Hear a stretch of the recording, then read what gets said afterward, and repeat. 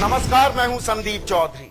News 24 और Bombay stock exchange की खास पेशकश इकोनॉमी 24 में आपका स्वागत है। आज हमारे खास मेहमान हैं देश के पर्यावरण मंत्री प्रकाश जावड़ेकर जी। पर्यावरण को लेकर क्या नीति निर्धारण होना चाहिए, आम आदमी के सरोकार क्या हैं, देश क्या चाहता है। वो राकेश शर्मा गए थे ना स्पेस में, तो वहां से उन्होंने कहा था सारे जहां से अच्छा हिंदुस्तान हमारा। प्रकाश जावड़ेकर जी, सारे जहां से अच्छा दरअसल हिंदुस्तान हमारा कैसे बनेगा, सवाल पूछने के लिए तमाम खास मेहमान यहां पर मौजूद हैं। लेकिन सबसे पहले मैं हमारी editor in chief Anuradha Prasad से ओपनिंग कमेंट्स देने की गुजारिश करूंगा। साथ ही वेलकम करें प्रकाश जावड़ेकर जी। आप सबका न्यूज 24 और बीएससी और इकोनॉमी 24 की तरफ से बहुत बहुत स्वागत है। प्रकाश जी, आप इस कार्यक्रम में आए, आपका बहुत बहुत धन्यवाद। जैसा संदीप ने कहा कि पॉलिसी फॉर्मेशन में अब जनता की भागीदारी बहुत जरूरी है। जनता की भागीदारी के बिना सबका साथ सबका विकास का जो नारा है वो बुलंद हो ही नहीं सकता।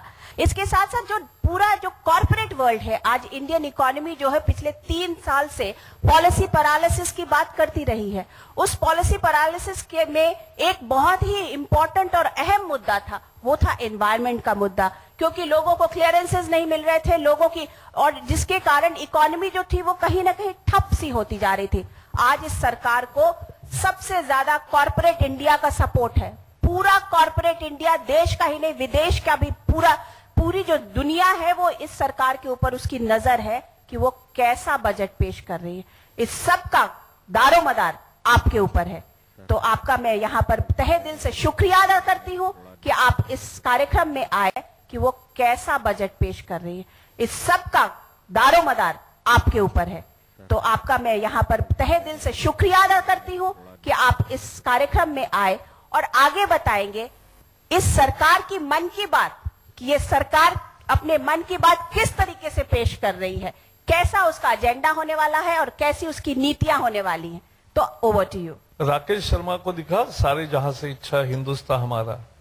हम भी एक पर्यावरण के तरफ से ऐसा भारत बनाना चाहते जो साफ सुथरा भारत, हरित भारत, और वो एक अच्छा भारत जिसमें बिजनेस भी कर सकते हो, विकास भी कर सकते हो और पर्यावरण की रक्षा भी कर सकते हो। ऐसा क्लीन इंडिया, ग्रीन इंडिया, यही भारत दिखेगा और वही बनाने की कोशिश हमारी है। अब देश का दिल क्या कहता है, और पहला सवाल जो आपके मंत्रालय को लेकर सबके जहन में आता है, वो सवाल आपके सामने, वो मुद्दा आपके सामने पेश है। क्या देश के औद्योगिक जगत में पर्यावरण मंत्रालय का डर खत्म हो गया? ये सवाल इसलिए प्रकाश जी, ये जो मंत्रालय आपको मिला है ना, ये मंत्रालय सबसे बड़ा रोड़ा माना जा रहा था विकास को लेकर, कि हर जगह स्पीड ब्रेकर लगाकर बैठ गए। बिल्कुल, ये वो स्पीड ब्रेकर हटा कि नहीं? बिल्कुल या हटा आप भी डंडा ही चला रहे हैं? आप बिल्कुल हटा है। आइए, हमने 3 बदलाव किए। मैं खुद रक्षा मंत्रालय के सांसदीय स्थायी समिति का सदस्य 6 साल रहा, तो उसमें मैंने देखा सैकड़ों प्रोजेक्ट देश के रक्षा के भी पेंडिंग थे। 6000 किलोमीटर के बॉर्डर रोड्स के बहुत सारे प्रोजेक्ट्स, डिफेंस इंफ्रास्ट्रक्चर के प्रोजेक्ट, नेवी के कारवार हब जैसे बहुत अहम प्रोजेक्ट्स। इतना ही नहीं, छोटे छोटे ये सागर के किनारे जो कोस्ट गार्ड के चौकियां बिठाने की भी प्रोजेक्ट्स 3-3, 4-4 साल पेंडिंग पड़े थे। मैंने 3 सप्ताह में उसके बेसिक निर्णय किया। मुझे अधिकारियों ने पूछा, हमने कहा पॉलिसी के तहत निर्णय करेंगे। उन्होंने कहा पॉलिसी क्या है इसमें? मैंने कहा पॉलिसी है देश बचेगा तो पर्यावरण बचेगा। तो पर्यावरण बचाने के लिए हमें रक्षा मंत्रालय की पलटकर ये भी कह सकते हैं पर्यावरण बचेगा तो देश रहेगा। तो दोनों हम कह रहे हैं ना। हाँ। लेकिन इसीलिए देश को बचाना भी जरूरी होता है। तो इसलिए बॉर्डर रोड्स, सीमा से 100 किलोमीटर में जो भी डिफेंस का इंफ्रास्ट्रक्चर तैयार करना है, ये सारे को हमने जनरल अप्रूवल पॉलिसी के तहत दे दिया। सोते नहीं है क्या प्रकाश जी? सोते नहीं है। मैंने देखा 7 महीने में 650 आपने प्रोजेक्ट क्लियर कर दिए जी। छुट्टी छाटी लेते हैं कि नहीं? छुट्टी छाटी मैं 40 साल में नहीं लिया हूं वैसे, क्योंकि मैं लगातार पैशनेटली काम करता हूँ। हाँ। दिल से करता हूँ, दिमाग से करता हूँ। अब कुछ लोगों के सवाल ले लेते हैं। कौन सवाल पूछना चाहेंगे? आप सवाल पूछना चाहते हैं? जी। मैं राज पंजवानी सीनियर एडवोकेट हूँ और ग्रीन ट्राइब्यूनल बार एसोसिएशन का प्रेसिडेंट हूँ। हम विकास की बात कर रहे हैं तो हमको लोगों को साथ लेके चलना ही पड़ेगा, उनके व्यूज समझने पड़ेंगे। सिर्फ ये नहीं कि उधर का पानी कम है या 2 पेड़ कम है, क्या वो उस प्रोजेक्ट को उस जगह चाहते हैं कि नहीं, और ऐसे सवाल कई हैं। अगर हम ये अहम बात है, लोगों की आवाज, लोगों की भागीदारी, जो हमारा मूल मंत्र भी है इस कोशिश के पीछे। ये जो भ्रम फैलाया जा रहा है कि हमने कोई आदिवासियों के राइट पे कोई अंकुश लगाया है या हमने कोई सुनवाई बंद की है, मैं बिल्कुल डंके की चोट पे कहना चाहता हूं कि बिल्कुल हमने कोई सुनवाई जो पहले होती थी वो कोई भी नहीं रोकी है। जो भी होनी है वो होती है और उसको पूरा करना ही पड़ेगा। यहां पर दूसरा सवाल ले लेते हैं। आपने मुझे एक लीड आउट दिया, मैं आपके पास आ रहा हूं। दूसरा मुद्दा क्या है पर्यावरण से संबंधित जिस पर देश की निगाहें टिकी हैं? देखते हैं। क्या पर्यावरण के विनाश के बगैर विकास संभव है? कि अब यहां पर रिएक्शंस आने लगेंगे। आप कुछ कहना चाह रहे हैं? मेरा नाम कार्तिक सत्यनारायण है। अक्सर लोग पर्यावरण मंत्रालय को और एनवायरमेंट डिपार्टमेंट और डिविजन्स को देखते हैं कि वो चैलेंजिंग है और वो रोड ब्लॉक्स है। वैसे नहीं है, बिल्कुल ही बैलेंस तरीके से किया जा सकता है। Wild life protection, forest and environment conservation and development साथ साथ किए। कॉर्पोरेट जगत की राय दूसरी थी पिछले 10 साल। जी, वो चेंज दूसरे कारण से थी, मैं उसमें नहीं जाना चाहता हूं। पिछले 10 साल जो उनको मंत्रालय में अनुभव आता था उसके आधार पे उनकी राय बनी होगी। अब कोई भी मुझे मिल सकता है, कोई भी फेसबुक पे, ट्विटर पे और वेबसाइट पे भी हमारे लिखता है तो उसका जवाब भी जाता है और हम तो दरवाजे खोले हैं हमने। ये एक और सवाल। ऑनरेबल मिनिस्टर, मैं Fayaz Khudsar wild life biologist हूँ। सर, मुझे ये जान के बड़ी खुशी हुई कि 7 महीने में 600 प्रोजेक्ट क्लियर हुआ। सर, आप जान के ये भी खुश होंगे कि आने वाले एनटीसीए रिपोर्ट में टाइगर पॉपुलेशन स्टेबलाइज होने की बात कही गई है, लेकिन उसी तर्ज पे एशियाटिक लायन पूरे विश्व में एक ही जगह है और उस संदर्भ में कोई ऐसा रोड मैप नजर नहीं आ रहा है। 2013 में सुप्रीम कोर्ट ने एक ऑर्डर दिया था कि कूनो वाइल्ड लाइफ सेंचुरी जो मध्य प्रदेश का है वहां पर उसको रिइंट्रोड्यूस किया जाए। तो सर, इस सिलसिले में कोई आप क्या कर रहे हैं? जो एक ऐतिहासिक धरोहर है और जो civilisational culture which we have, उसमें पर्यावरण और आदमी दोनों साथ साथ जीते। हमारे बुजुर्ग जो थे और जो हमारे तत्व ज्ञान हमारे बीजेपी का तैयार किया, वो दीनदयाल जी कहते थे व्यष्टि, समष्टि, सृष्टि, परमेष्टि, एक चक्र है। तो इसलिए ये सब चक्र ठीक तरीके से चलना चाहिए, यही हम देखेंगे। और आपने जो लायन की बात करी, ये तो इसको मैं कहूंगा सजेशन फॉर एक्शन। जैसे हमने टाइगर का किया और कार्तिक को मालूम है हमने जू में कुछ अच्छे बदलाव किए हैं। लायन की आपने बात की है, यहाँ पर अजय भी हैं, रामनाथ गोयनका अवार्डी हैं, ये टाइगर पर काम करते हैं। नमस्कार, मेरा नाम अजय सूरी है, मैं वाइल्ड लाइफ फिल्म मेकर हूँ। यहाँ पे क्या आप कुछ हमारे जंगलों को लेके कुछ नया पॉलिसी फॉर्मुलेशन? बिल्कुल, मेरा ध्यान डिग्रेडेड फॉरेस्ट पर है। जो डिग्रेडेड फॉरेस्ट 8% है, 1/3 जंगल जमीन आज डिग्रेडेड है, वहां जंगल नाम का ही है, कुछ है नहीं। पर ये जो दूसरा मुद्दा है सर, बड़ा सवाल क्या जिस पर गौर करने की जरूरत शायद आ पड़ी है अब, वो ये कि विकास की एक एनवायरमेंटल कॉस्ट होती है, उसकी भरपाई कैसे करेंगे, वो कॉस्ट क्या है? पर्यावरण की हानि के बिना विकास कर सकते हैं। जैसे मनुष्य और प्राणी और वनस्पति का जीवन एक दूसरे पर निर्भर है, वैसे औद्योगिक विकास भी पर्यावरण पूरक बनाए जा सकते हैं, लेकिन औद्योगिक विकास को रोककर पर्यावरण का भी विकास नहीं हो सकता, यह भी हमें समझना चाहिए। तो दोनों साथ साथ हो सकते हैं। लेकिन प्रकाश जी, आपने इसके लिए अभी क्या पहल क्या किया? क्योंकि जो कॉन्फ्लिक्ट रहा मैं है बताऊं, वही तो इम्पोर्टेंट कॉन्फ्लिक्ट है। वही है, हमने 3 पहल की है।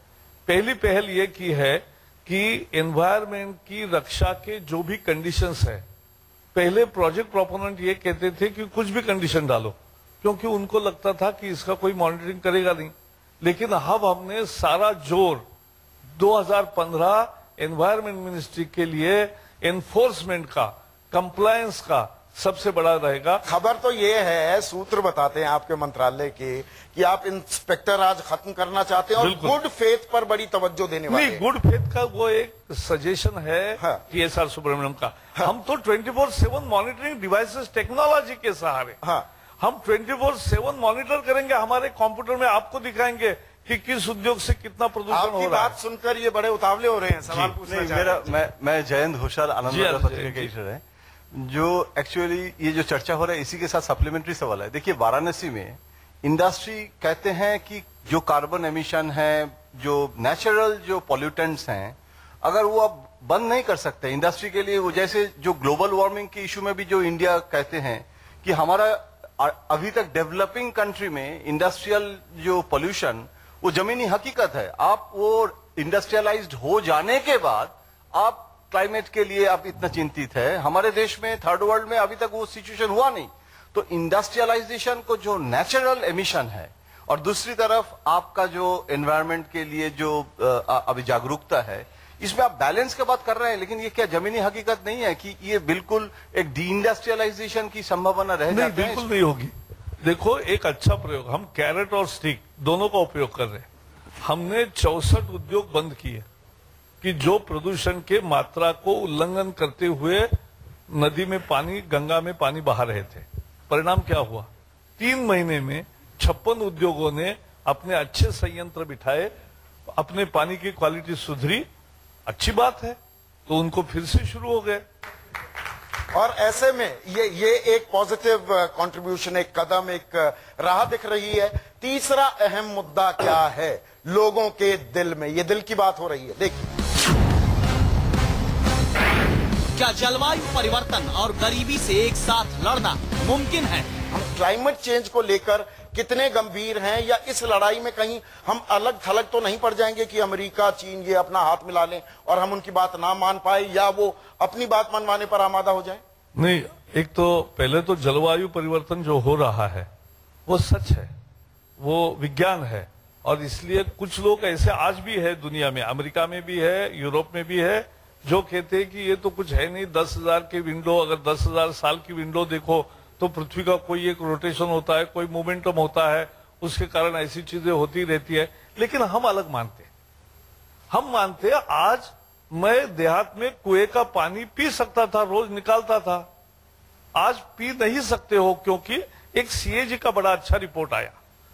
उन्होंने कहा इस देश में आज के दिन 1/3 औद्योगिक प्रदूषण बिना ट्रीटमेंट का जल स्रोतों में जाता है। आधी घर की वेस्ट, डोमेस्टिक वेस्ट, वो अंततः जल स्रोतों में जाता है। और 2/3 एग्रीकल्चर वेस्ट, जो ज्यादा फर्टिलाइजर और ज्यादा पेस्टिसाइड्स हम डालते हैं, वो भी पानी के स्रोतों में जाता है। तो सारा पानी बिगड़ गया है। इसको साफ करना, इसका जलवायु परिवर्तन का विज्ञान है नहीं है, इसकी चर्चा क्यों? मुझे मेरा पानी साफ चाहिए, मुझे मेरी हवा साफ चाहिए, मुझे मेरा जीवन साफ चाहिए। कब दिलाएंगे? ये तो हर हिंदुस्तानी की ख्वाहिश है। तो यही हम करेंगे और जनता के भागीदारी से करेंगे, जो आज तक पर्यावरण मंत्रालय में नहीं होता था। ये लाइसेंस परमिट कोटा राज का मंत्रालय बन गया था। मैं इसको जनता का आंदोलन का मंत्रालय बनाऊंगा, इतना मैं दावे से कह सकता हूं। न्यूज 24 और बॉम्बे स्टॉक एक्सचेंज की खास पेशकश इकोनॉमी 24। मैं एक और मुद्दा यहां पर उठाता हूं और उसके बाद जो हमारे एस्टीम गेस्ट्स हैं उनसे कुछ सवालात लेता हूं। ये मुद्दा देखिए। क्या स्वच्छता अभियान की तर्ज पर पर्यावरण बचाने का अभियान चलेगा? संदीप, मैं इसमें एक और चीज जोड़ूंगी कि बिग कॉर्पोरेट जो है, जो कि अपने देश की GDP का सबसे ज्यादा जो इन्वॉल्व है उसकी ग्रोथ में, उनका एक ही प्रॉब्लम है कि how to make business easy in India. और उसमें एनवायरमेंट या लैंड एक्विजिशन बहुत बड़ा मुद्दा है। या माइंस के साथ जो हुआ कि 20 साल पहले आप माइंस आपको मिली थी, आप चला रहे, और सडनली जो है वो माइंस अब आपको पता नहीं है कि आप उनके टेक्निकल कमेटी में आओगे कि नहीं। 20 साल आपने चला लिया, फिर आपको ये पता नहीं है कि आप टेक्निकल में आ गए तो आप वो फिर उस बिजनेस को कंटिन्यू कर सकते हो कि नहीं। साहब, ये कितना नया क्रांति है, समझ लीजिए कि बिना ऑफिस जाते हुए आपकी फाइल मूव हो रही है समय सीमा में, और वो आप देख सकते हो इससे ज्यादा और क्या परिवर्तन चाहिए? पर तो वो हमने प्रकाश जी, किया आपका है। डंडा चल रहा है कि नहीं? डंडा भी चलेगा, ये मैं इनको बताने वाला था। वो मैं बता रहा हूं। ऐसा है, जो कंडीशंस देते थे वही मैं कह रहा हूं। डंडे की बारी आएगी 2015 में। वो ये है कि जो कंडीशंस, शर्तें आपने स्वीकार की है, मैं ऐसी शर्तें नहीं लगाऊंगा कि जो पूरी नहीं हो सकती। आप चांद तोड़ के लाइए, ऐसी शर्त मैं नहीं रखूंगा। लेकिन जो कर सकते हो वो शर्त रखेंगे, लेकिन उसका कड़ाई से 100% पालन करेंगे। फिर ना किसी की चिट्ठी, ना किसी का फोन, ना किसी की सिफारिश, कुछ नहीं चलेगा। आपको जमीन पर काम करना ही पड़ेगा। यही हमारा मंत्र बस है। अब मैं कंक्लूड करने वाला हूं। मैं 2-3 सवाल, छोटे छोटे सवाल मैं सबसे गुजारिश करूंगा। मेरा नाम अमिताभ पांडे है। मैं खगोल वैज्ञानिक हूं और एनवायरनमेंट के इश्यूज पर भी काम करता हूं। ये प्लैनेट को जो हमें एनवायरनमेंट मिला था हेरिटेज में, हमारे पुरखों ने हमको दिया था, उसको हम दिन रात बर्बाद कर रहे हैं। तो हमारी जो भी पॉलिसी हो, ये दिमाग में बिल्कुल साफ रहे कि इसको हम दोबारा बना नहीं सकते। तो उसको बचाने के लिए जो इश्यूज हैं एनवायरनमेंट को, उसके लिए इंडस्ट्री को हंटर भी चलाना पड़ेगा इंडस्ट्री के ऊपर, अगर वो रास्ते पर नहीं आते हैं तो ये हमारा फोकस अगर हम नहीं लूज करेंगे तो शायद आगे आने वाली हमारी जनरेशन, हम कहेंगे कि हमारे बहुत अच्छे पुरखे। लेकिन जो हंटर चलाने की बात है, उसकी कॉस्ट भी ग्राहक को ज्यादा देनी पड़ती है। ये भी समझना चाहिए। सस्ता भी मिलेगा और अच्छा भी मिलेगा, ऐसा दोनों बहुत कम होता है। वो एडवर्टीजमेंट में केवल होता है। ग्रीन रेवोल्यूशन का, हरित क्रांति का क्रेडिट सब लोग लेते हैं कि पंजाब में बहुत ज्यादा प्रोडक्शन हुआ, और उसी की वजह से जो पंजाब के किसानों को सबसे ज्यादा कैंसर हो रहा है, उसकी कोई जिम्मेदारी नहीं लेता। आपको कहा जाता है कि आप एनवायरमेंट मिनिस्टर से ज्यादा एनवायरमेंट क्लियरेंस मिनिस्टर हैं। तो जो ये काम आप कर रहे हैं, इसका जो असर बाद में पड़ेगा, उसकी जिम्मेदारी कौन लेगा? मोदी जी ने पहले दिन से कहा कि हम क्या हुआ पास्ट का, बहुत गड़े मुर्दे नहीं उखाड़ेंगे। लोगों ने उनको फेंक दिया, वही सजा काफी है। अब 15-20 साल उनको अपोजिशन में रहना है, तो इसलिए उनको अभी क्यों और खुले दे। तो ये तो थी सरकार की मन की बात और लोगों के दिल की बात। ये न्यूज 24 और बॉम्बे स्टॉक एक्सचेंज की खास पहल है, जिसमें हम पॉलिसी फॉर्मुलेशन, नीति निर्धारण में आम जनता का, आपका हिस्सा भी चाहते हैं, आपकी भागीदारी भी चाहते हैं। और ये सिलसिला हम पूरे साल जारी रखेंगे। आज के लिए बस इतना ही। नमस्कार।